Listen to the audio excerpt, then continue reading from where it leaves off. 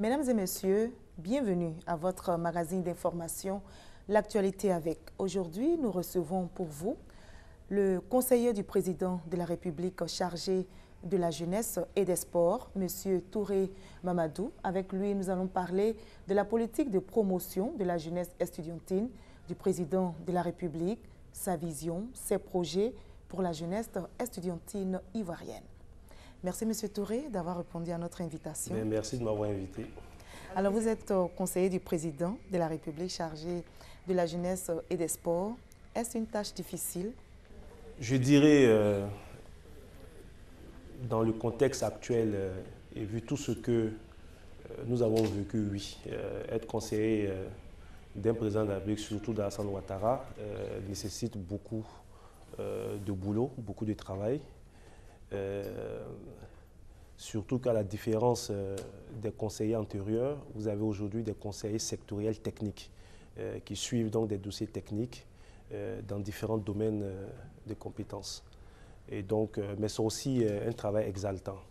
Le fait de tous les matins se lever, aller au travail, savoir qu'on arrive à faire bouger des petites choses, c'est exaltant.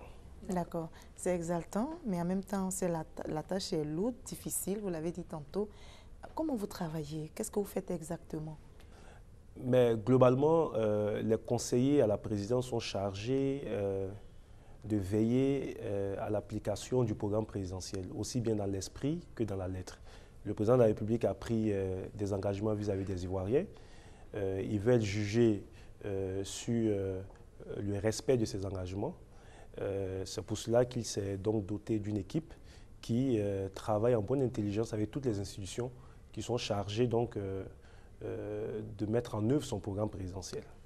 Au-delà de la mise en œuvre du programme présidentiel, notre travail au quotidien, c'est le suivi d'un certain nombre de dossiers, pour le compte du président de la République. Surtout votre cas spécifique concernant la jeunesse et oui, les sports. les communications, par exemple, en Conseil des ministres, qui touchent donc les ministères de la jeunesse et des sports, nous les traitons pour le compte du président de la République. Nous émettons donc des avis qui sont soumis donc à l'appréciation du président de la République. Nous suivons aussi certains projets dans les domaines que nous couvrons. D'accord. Alors, nous allons en venir maintenant à notre sujet du jour, qui est la promotion, enfin la politique du chef de l'État concernant la promotion de la jeunesse estudiantine. Alors, la rentrée universitaire, c'est maintenant, et l'université a été fermée pour environ 2 années pour raison de réhabilitation. Pensez-vous que c'était une décision juste? D'abord, je voulais rectifier. Le président de la République n'a pas fermé l'université pendant 2 ans. Il a seulement pris le pouvoir, et vous le savez tous. Mais 18 mois que les travaux oui, mais non, pas 18 mois, 9 mois. 9 mois, vous oui, l'avez dit? 9 mois, décembre, depuis le mois de décembre à peu près. Il a été investi le 21 mai 2011. Vu l'état de nos universités, qui ont été quand même des champs de bataille. On a ceux qui ont fait les travaux sur les différents campus universitaires ont découvert certaines armes dans des campus, dans des herbes, des ossements humains qui étaient découverts par-ci, par-là, le pillage systématique des bâtiments et de tout ce qui est administratif dans nos universités. Le président, en toute responsabilité, a estimé qu'il fallait donc, pour la sécurité des étudiants eux-mêmes, fermer cette université. Et donc, elle a été fermée pour l'année scolaire 2011-2012. Et en 2012, ça fait combien de mois selon vous? Non. Parce que vous avez dit tantôt que ça ne faisait pas 2 années. Non, vous avez dit 18 mois de travaux. Je dis c'est 9 mois de travaux. Ça a été et fermé pour une année scolaire. Une année scolaire. Mais avant, le 11 avril, l'université était certainement fermée, mais pas de notre fait. Si certains ont transformé les universités en lieu de cache des miliciens, des mercenaires, et que les étudiants n'arrivaient pas à aller au cours, notre responsabilité était donc de corriger cette situation, et c'est ce que nous avons fait. Donc, l'université a été fermée, non seulement pour assainir l'université, tout le monde est d'accord aujourd'hui pour dire que l'université était totalement assainie, de nouveaux bâtiments ont été construits. Aujourd'hui, nous avons, comme le ministre l'a dit, avec le processus d'identification qui a été mis en place, une maîtrise totale du nombre d'étudiants. Il y a des réformes qui ont été faites concernant donc, notre système d'enseignement. Donc, en gros, je peux vous dire qu'aujourd'hui, tous les acteurs s'accordent pour dire que cette fermeture a été salutaire. Difficile, mais salutaire. C'était une décision juste. Alors, elle a quand même eu de l'impact, on peut dire négatif, concernant ces bacheliers, 3 générations de bacheliers qui n'ont pas pu débuter les cours. En tout cas, s'il y a eu 3 générations de bacheliers qui n'ont pas pu faire les cours, nous ne pouvons être responsables que d'une génération de bacheliers. Ceux qui ont eu le bac au moment où le président de la République arrivait aux affaires. Même là encore, tous les bacheliers ont été orientés. Ceux qui n'ont pas pu... La préinscription a été faite aussi. Oui, allez-y. Oui, tous les bacheliers, sur instruction du président de la République, je pense que le ministre l'a dit, des dispositions ont été prises pour qu'aucun élève ne reste pendant 1 an sans aller à l'école. Je pense que c'est ce qui est important. Alors, nous allons maintenant parler de ce concept, parce que la rentrée, nous sommes dans la dynamique de la rentrée universitaire. On parle d'un concept de départ nouveau. Un commentaire là-dessus, vous qui êtes conseiller du président de la République. Notre université avait besoin d'un départ nouveau. J'ai parlé tantôt de tout ce que nous avons vécu. Je peux même vous dire à titre personnel que depuis plus de 10 années, nous n'avons plus d'université. Parce qu'une université, il y a le cadre, mais il y a aussi l'enseignement. Vous êtes tous d'accord avec moi que depuis 10 ans, les élèves ou les étudiants étaient devenus les maîtres et les professeurs étaient frappés dans nos universités. Un syndicat, la FESI, percevait elle-même les droits d'inscription et réversait ce qu'elle voulait aux autorités administratives. Nos campus étaient des lieux de prostitution, des maquis, des bars étaient donc sur nos campus, des lieux de fabrication de faux documents administratifs, des étudiants qui étaient devenus totalement en somme, il y avait le désordre. Il y avait le désordre. Et donc le départ nouveau, c'est régler de façon définitive dans un premier temps ce désordre-là et faire en sorte que nos universités ne retournent plus dans le désordre d'antan. Et je pense que pour ce que nous voyons depuis quelque temps, il y a une prise de conscience collective à ce niveau et nous espérons que nous n'aurons plus à revivre ce que nous avons vécu pendant 10 ans. Alors vous voulez parler de rupture totale avec le passé? J'ai reçu tous les syndicats d'étudiants. Depuis plusieurs mois, depuis quasiment 1 an, nous nous voyons quasiment tout le temps. Et je pense qu'à leur niveau, ils ont compris qu'il est nécessaire de rompre totalement avec le passé. Si en son temps, c'était d'une fierté qu'on se réclamait étudiant, aujourd'hui, être étudiant est synonyme de vandalisme, de facilité, de tricherie, de ceci, cela. Et il est important pour eux-mêmes qu'il y ait une rupture totale. Et avec ce départ nouveau, ce sera une rupture totale. J'espère qu'ils l'ont compris. J'espère qu'ils l'ont compris parce qu'il y va de leur avenir. J'espère qu'ils l'ont compris, en tout cas pour ce qu'ils m'ont dit. Tous les 19 syndicats représentatifs du système de l'enseignement supérieur me l'ont dit. Et il y a des engagements qu'ils ont pris. J'espère en tout cas pour eux qu'ils ont compris que l'université, l'école ne peut plus s'accommoder avec certaines pratiques. Alors j'ai envie de vous poser cette question. Vous qui êtes conseiller, que conseilleriez-vous au président de la République concernant le syndicalisme ou la politique dans nos universités? Qu'est-ce que je conseillerais au président de la République? Si je dois conseiller, madame... Commençons d'abord par le syndicalisme. Mais si je dois conseiller des choses au président de la République, vous convenez avec moi que ce n'est pas à la télévision. Quand je dis, c'est de savoir un peu la position si je dois du conseiller que vous êtes concernant...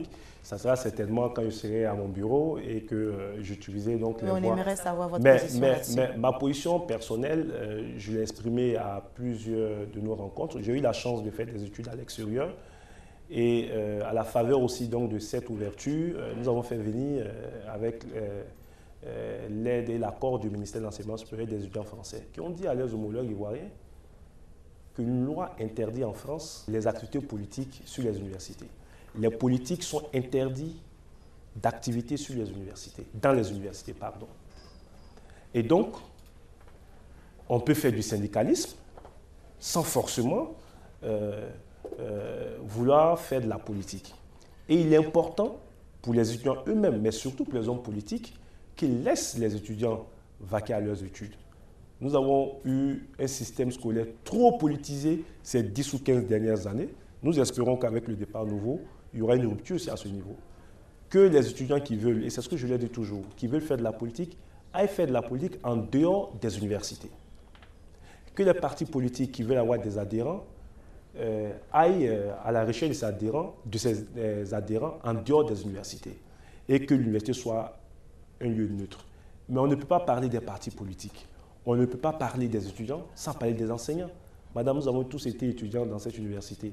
Nous avons tous eu à un moment donné des professeurs, je ne vais pas citer de noms, qui pour 2 heures de cours passent 1h30 à faire de la politique, à vendre leur parti politique. Et vous pensez que tout ça a pu manipuler les étudiants? Oui, mais bien évidemment.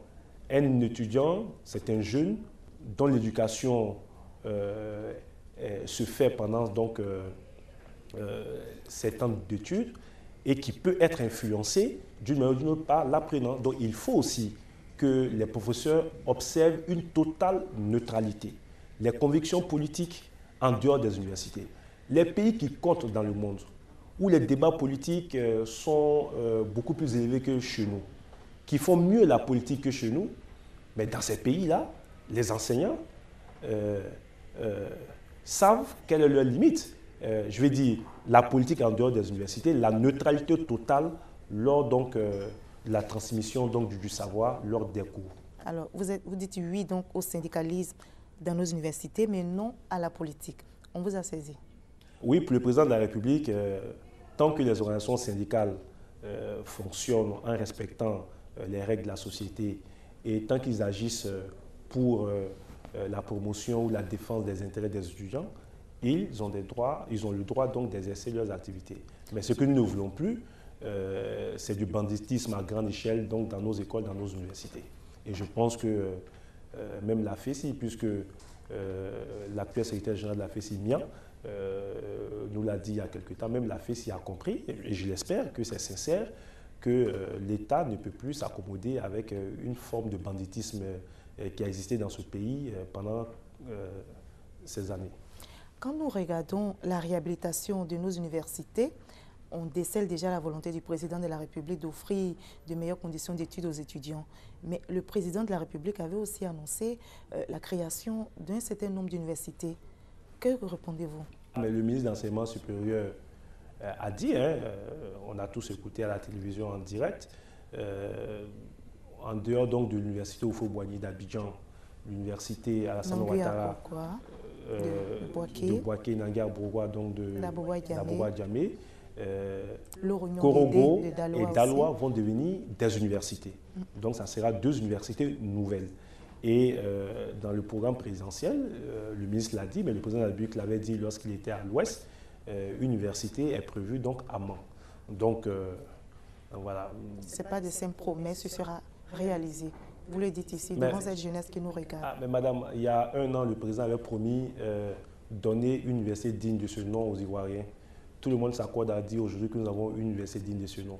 Pourquoi voulez-vous douter de sa capacité? Bon, d'accord. Donc, tout ce qu'il a dit sera fait. D'accord. Alors, offrir de meilleures conditions d'études, c'est bien beau, mais en même temps, pour aller prendre les cours dans les amphis, il faut s'inscrire. Beaucoup dénoncent le coût élevé des frais d'inscription. Le gouvernement, comme le ministre l'a dit, a tranché sur la question. Les frais d'inscription sont à 30 000 francs CFA. Bon, pour les étudiants de la première année à la licence. Pour la première année à la licence. J'ai l'avantage d'être jeune, donc de discuter avec certains d'entre eux. Je leur ai dit, c'est vrai que nous avons des étudiants qui ont une condition sociale très difficile et qui méritent que l'État soit plus regardant sur leur situation. Et l'État favorise un peu leur parcours académique en les soutenant socialement. Mais c'est vrai aussi que nous avons des étudiants qui dépensent plus de 8 000 francs par mois dans les maquis, parce que les 100 000 francs qui avaient été annoncés par les universités représentent à peu près 8 000 francs par mois. Nous avons des étudiants, madame, dans ce pays qui dépensent beaucoup plus à boire. Donc il faut trouver le juste milieu, et c'est ce que le président a fait. Nous sortons d'une crise, et en tenant compte d'un certain nombre d'éléments, les frais d'instruction ont été fixés à 30 000 francs pendant 1 an, comme le ministre l'a dit aussi. Bon, maintenant, ceci étant, dit que ces frais d'inscription sont élevés alors que le coût de formation d'un étudiant est de 1 200 000 francs CFA. Et il donne l'argument que nous sortons d'une crise, alors trouver 30 000 francs, ce n'est pas à la portée de toutes les bourses. Ben, écoutez, je pense que le gouvernement a estimé que 30 000 francs, c'était la proportion acceptable actuellement. Mais je dis aussi qu'il faut éviter, et je leur ai dit en face, il faut éviter de verser donc, dans la mauvaise foi. 30 000 francs CFA, madame, ça fait 1 000 francs par jour. Ça fait 30 000 francs CFA l'année, ça fait même pas 1 000 francs par jour, ça fait quasiment... Les mathématiciens pourront calculer, non, mais non, vous voulez dire que... ça fait à peu près 3 000 francs, moins de 3 000 francs par mois. Payer moins de 3 000 francs par mois pour participer à son devenir, je pense que ce n'est pas très élevé, surtout au regard donc, des prix pratiqués dans la sous-région. Nous étions quasiment le seul pays dans la sous-région à pratiquer des frais d'inscription à hauteur de 6 000 francs CFA, qui représentent à peu près 500 francs CFA par mois. J'espère que les étudiants prendront donc prenons la mesure donc, des sacrifices consentis par le gouvernement. Si un étudiant revient par an, comme je l'ai dit, à 1 200 000 francs et que l'État leur permet de payer seulement 30 000 francs, ça veut dire qu'il y a un effort qui a été fait de la part du gouvernement. Voilà. Alors, il y a aussi la formation qui est une priorité du président de la République, Alassane Ouattara, la formation de nos étudiants. Comme vous l'avez dit, il s'agira après pour eux d'être insérés dans la vie active. Parlez-nous un peu de cette formation. Quelle est la vision du chef de l'État concernant la formation de nos étudiants? Bon, d'abord, il faut partir d'un constat. C'est que nous avons un taux de chômage élevé dans notre pays. Vous avez un système scolaire et universitaire qui met hors du circuit près de 400 000 jeunes par an, sinon plus de 400 000 jeunes par an. Ceux qui, parmi ces jeunes, arrivent à terminer leurs études ont du mal à trouver du travail. Alors, lorsque vous cherchez les causes, en tout cas, lorsque vous parlez avec ceux qui embauchent, c'est-à-dire les entreprises, ces entreprises considèrent que ces jeunes sont soit mal formés ou ont des diplômes dans des domaines qui n'intéressent pas en fait les entreprises. Donc, une inadéquation entre la formation et l'emploi. Et le président l'a annoncé dans son discours récemment. Il y a toute une réforme en cours au niveau donc, de notre système d'enseignement technique, professionnel, mais aussi il y a eu des réformes au niveau donc, de l'enseignement supérieur qui vont donc permettre de régler une partie du problème. Parce que vous avez les besoins du marché et il faut qu'en face de ces besoins donc, du marché, une réponse soit apportée en termes donc, de diplômes nécessaires.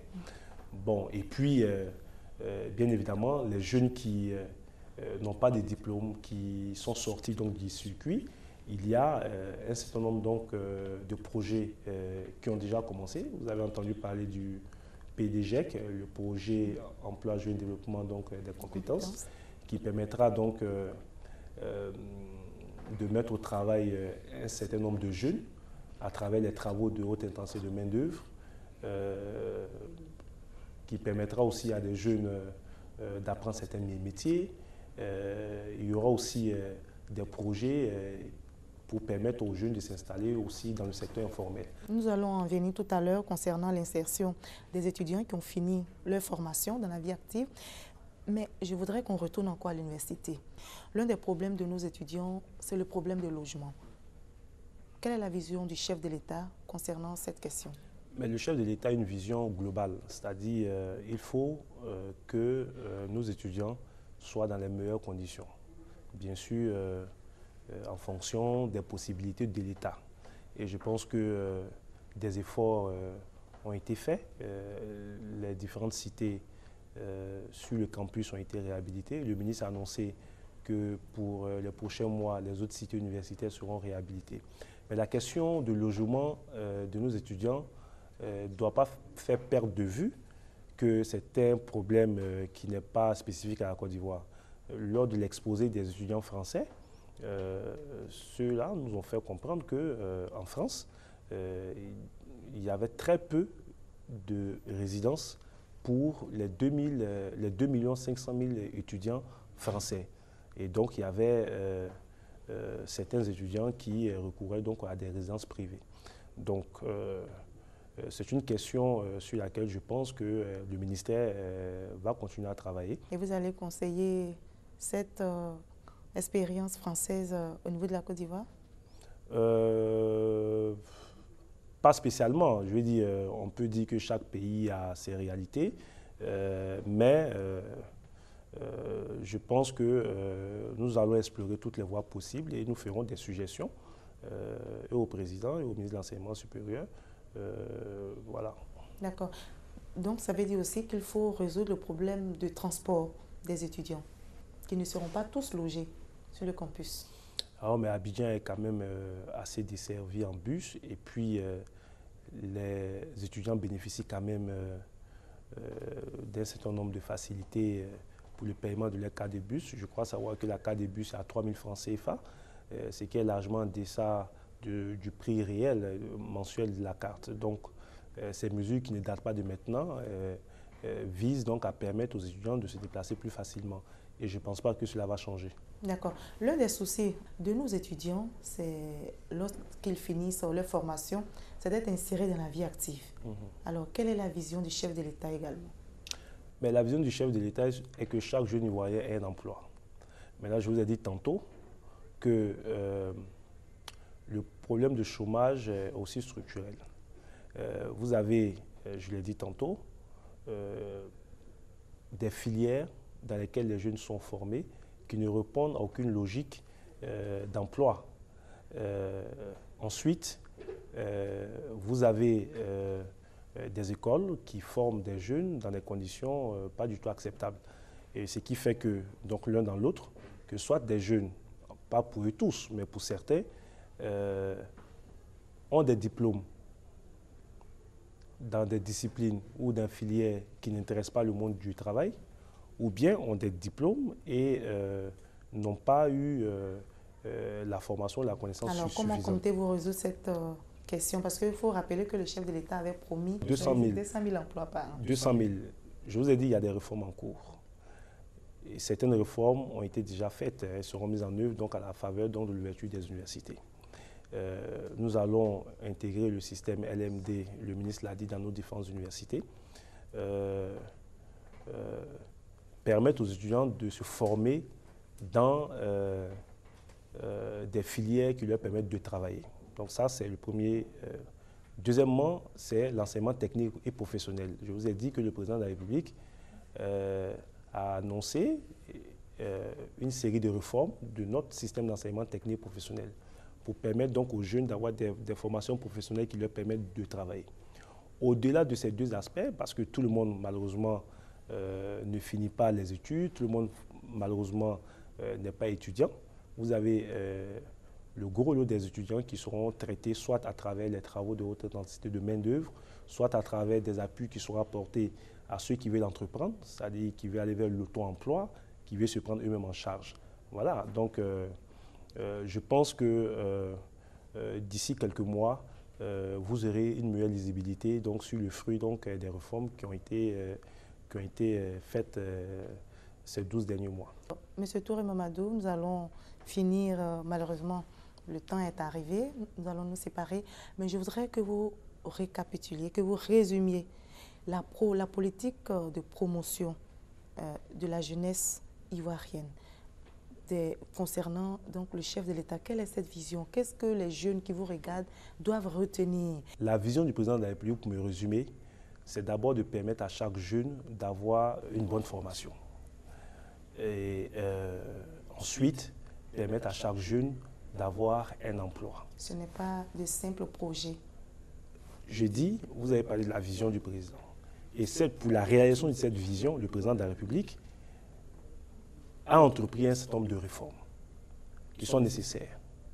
Vous ne pouvez pas travailler, madame, à la RTI si vous n'avez pas la formation d'être journaliste.